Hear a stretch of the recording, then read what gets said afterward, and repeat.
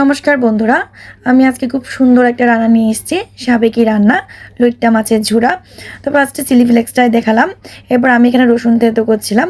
আচ্ছা, এখানে প্রথমেই বলে রাখি, আপনারা আমার চুড়ি দেখে আবার কেউ এটা নিয়ে কমেন্ট করবেন না।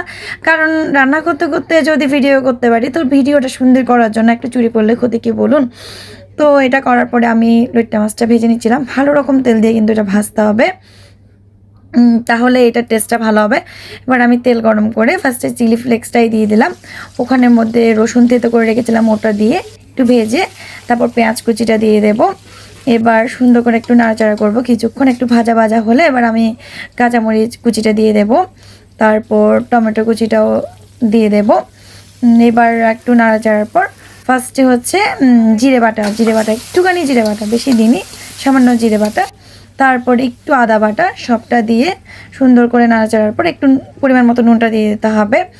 তারপর হলুদ গুঁড়ো, এরপর একটু মরিচের গুঁড়া, তারপর আমি একটু ধনিয়ার গুঁড়ো দিয়েছিলাম যেহেতু রান্নাটা যাতে একটু টেস্ট হয়।